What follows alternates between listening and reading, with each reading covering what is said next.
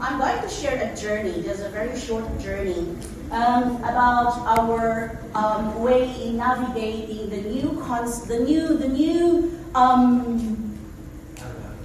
study design, which is the Unit 3 area of Study 2. And I titled my presentation today as Transforming Confusion to Confidence, a journey to crafting compelling personal journeys focusing on effective teaching strategies. So, moving on to the next slide then. So, of course, these are our outcomes, and these are the texts, the mentor texts that we have studied or have been studying. And before I will delve into the challenges and into some strategies that I have applied in my classroom, I would like to show you a very short excerpt of one of our students' activities talking about their writing process. And this is when they have reached that milestone of having that confidence in writing their personal journeys.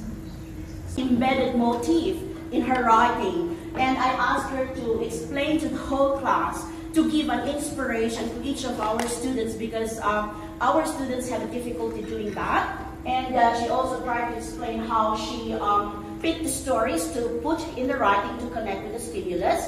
And there's another boy, later towards the end of this video, who is from a different range of learners, from a mid-low learner range. And then what he did was he also tried to explain how he used a teacup, and he used this newspaper as a symbol of slow travel when we did that activity. So that's my dream, and I think that is our dream for each of our learners, to reach that milestone of being confident. To do this in our classroom. However, I must humbly admit that it was not enough for them to build that skills to develop to do Unit 3. And so the consequences were they have difficulties in getting inspiration from the mentor text. How can I use the mentor text? Connecting with the stimulus and analyzing and reflecting on their personal experiences critically, and connecting personal experiences with symbolic or metaphorical representations. And of course, they have difficulties in language proficiency. So therefore, as the last resort for our students, like what Esther was talking yesterday, was they consulted their best friend AIs, and they started giving me these stories. Unfortunately, the AI thing eradicated all the authenticity in the writing. They have lost their voice because of the AI thing. So we need to meet these difficulties. And so therefore I tried to recreate some of the strategies that we have done, explore. And so I came up with, these are very common strategies. They're very ordinary and very simple. But I get my inspiration from my mundane everyday life and bring these experiences into the classroom. And so I will share with you 5 strategies that I think have transformed our classroom in terms of writing personal journeys. So yeah, that's me picking plum at Susie's backyard. So therefore, when we go pick fruits, of course, we don't just pick randomly. We pick the nice fruits, the big fruit, the fruit that piques our interest.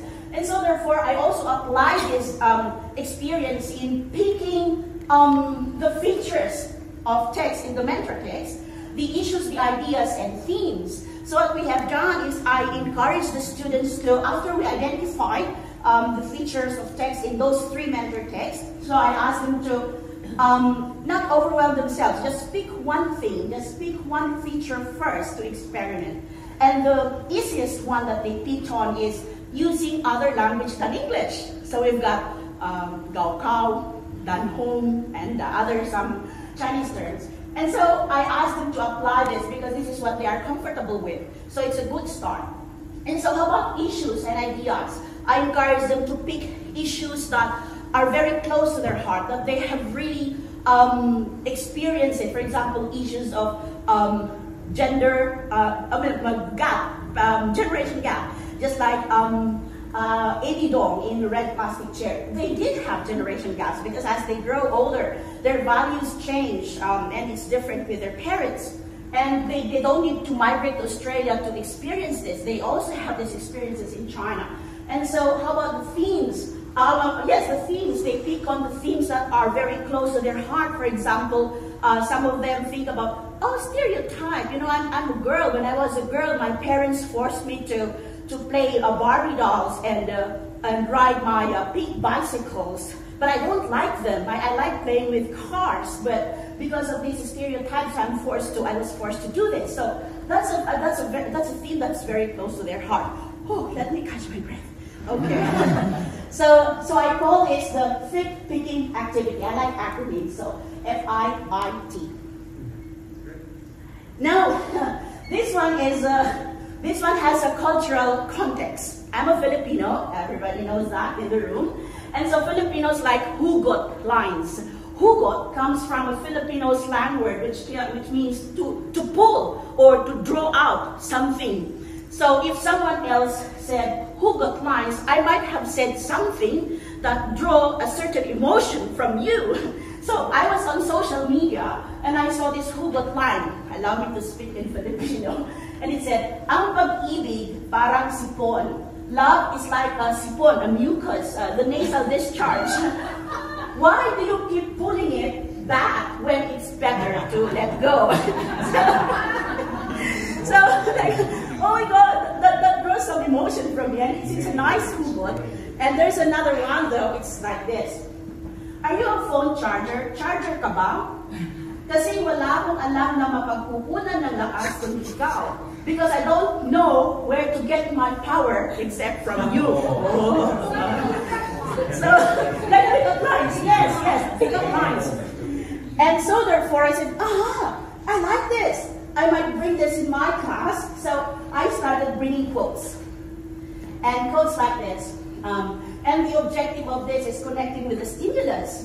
So I said, okay, when we least expect it, life sets us a challenge to test our courage and willingness to change. And so I give guide questions such as this. And some of the questions are adapted from the workbook prepared by Lapland. Have you ever experienced any challenges or adversities that have changed you? Think about this quote. Can you relate with this quote? Do you have life experiences that relate with this quote? And with this type of activities, you know, I'm holding the microphone, but it wasn't on.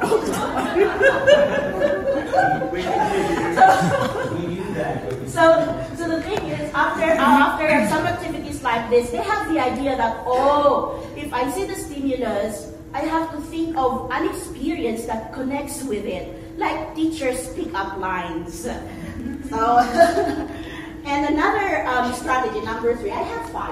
Another one is the very common activity that teachers and students do, which is giving feedback.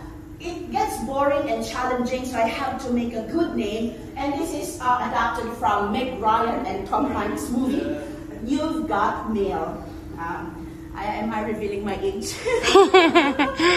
Okay, so here, I have to provide guide questions. The objective of this is to bring out more analysis and reflection from students' work. So we use their papers as our platform of communication. In Meg Ryan and Tom Hanks' movie, I think it was a computer.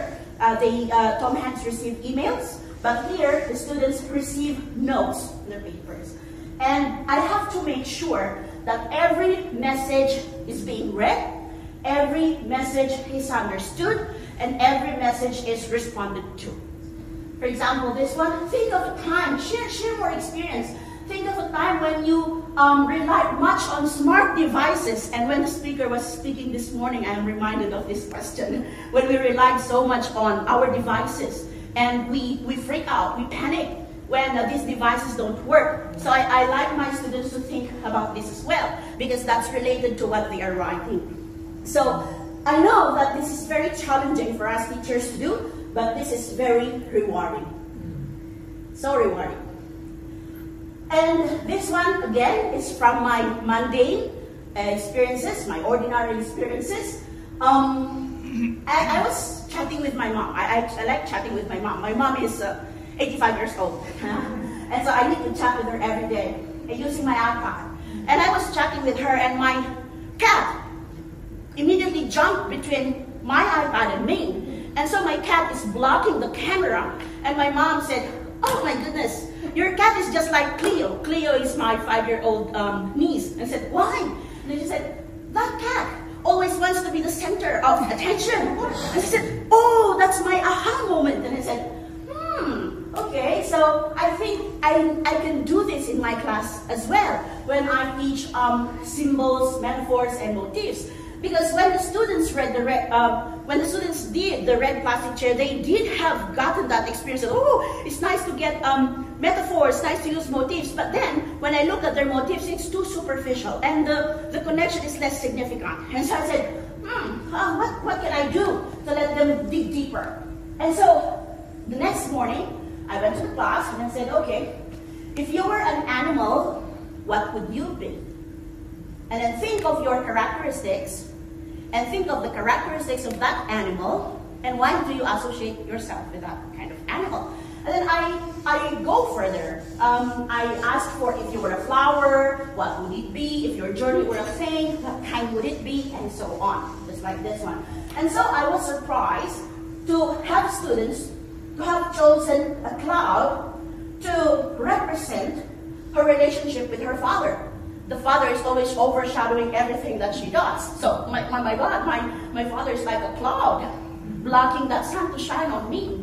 And then another student chose this, I think it's my first time to know the name. It's called Kaffir lily. And there's a flower here. This is her, she said, and that is her father here. But her father the leaves are her father. They are so far away from her. They aren't touching her, but, I mean, they're not that close, but the father is always there at the base, holding her, supporting her. So I am getting good connections. And I think Avril can remember this piece, the Chamomile Girl. So choosing the chamomile to represent her journey.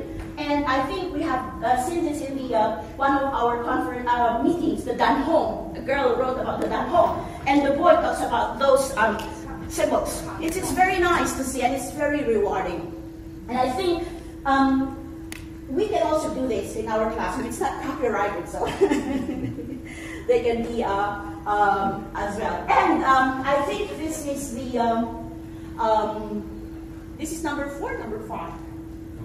Number 5, okay. So this is my last strategy that I would like to share with you. And again, I was inspired by these very famous American comedy show, The Golden Girls in the 80s. In the 80s, yeah. If I want a good laugh, I always watch this. And I am reminded of this character, Sophia. Sophia is from Sicily, and every time she wants her other girls, these friends, to picture or to think about her life in Sicily back then, Sophia would always say, "Picture it." And so I said, okay, I like that, because as I shared before, the mantra that Alex was talking about yesterday is, show me, don't tell me. And I want them to use this to build their confidence in experimenting with sensory language. Our students will say, oh, I went out of the door and I saw a beautiful garden. But to me, my idea of beautiful is different with her idea of beautiful. And so what did you see that makes it beautiful? What did you hear? What did you taste? So it's all the sensory languages. This is very challenging because the students, of course, does not have that enough language proficiency yet. And so therefore, this is the time when dictionary comes in handy. And yes, we did have good results. And I am so proud to show one of them, such as this one. This is the Chamomile Girl. And then I like the first sentence, actually. She said, I walked to a flower shop in the footsteps of the setting sun. The pedestrians on the road were in 2 and 3s. The shop was about to close, and the only last bouquet of wrapped flowers was left. And I like here as well, as she's using that sensory language. He said, the clerk looked at me with a smile. Even though it was almost the end of the day, the clerk was still in her work clothes, her soft voice, like a cool breeze at night. And then towards the end, giving her reflection, and then she said, I can be a chamomile, so simple and yet so persistent to show what it is. I watered the chamomile again, and it was smiling at me. So there's a personification as well. The sun shone through the little drops of water. Between the shadows, I saw myself sitting in front of the computer with a renewed courage, slowly typing my first word to the novel I love to write. As you can see, this girl is a budding writer. So I'm so proud of what she has achieved. And that is from the upper range learner. But I want you to see as well this work of a student that belongs to the mid-range, lower mid-range. So this is what he said. The train was about to leave, that a slow man appeared beside me. He didn't look old. So, okay, he didn't look old. How does he look like?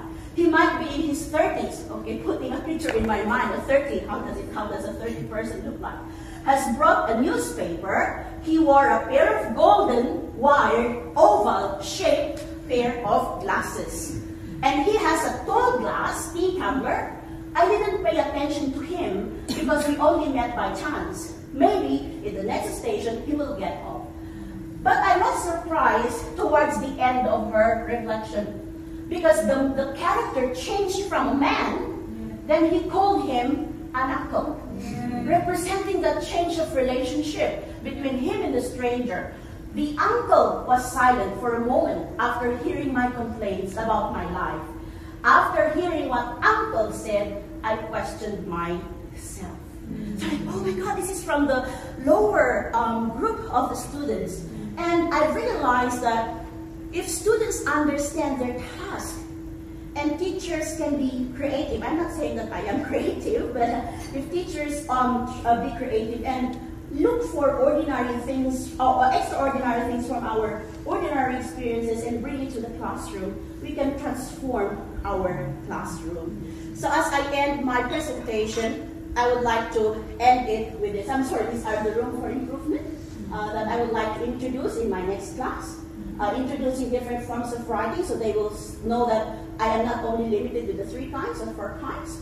A journal, more entries, and I think my team will be helping me much on this journal entries. As you see, we have a big group, and we create more sensory experiences in the classroom. I will adapt some activities like what Ali showed us this morning, the warm-up activity. And so I would like to leave you with this message. Extraordinary things come from ordinary beginnings. We often seek for extraordinary experiences to make our lives unique and significant, but shifting our focus to the ordinary can uncover the extraordinary in mundane. And this will answer our questions on what will my student write. They don't have extraordinary experiences to write in their personal journey. And that was my worry as well when we begin this unit. But then when I start to bring in my ordinary things in the classroom, I have this realization that I need to transfer it to the kids as well. That's all, and thank you very much. Thank you so much, Viola. I wanted to make 2 quick reflections before we split. The first is how beautiful it is that students were at the heart of that presentation. It sort of gave me some really tingly feelings, because when we hear the direct voice of the students, it's so powerful. So thank you for sharing that, Viola. The second one, for those who are staying, the teacher participants who are staying in this room, is that idea of the bringing your own personality into your classroom. And I think that's really lovely how you brought your interest in like the film. I love You've Got Mail as well. I think I've watched that film about 50 times, so I'm right there with you. But also bringing those quotations that you'd seen and they were in the Filipino language, like bringing that in, I think really is at the heart of what we're going to be talking about next for those of you who remain here.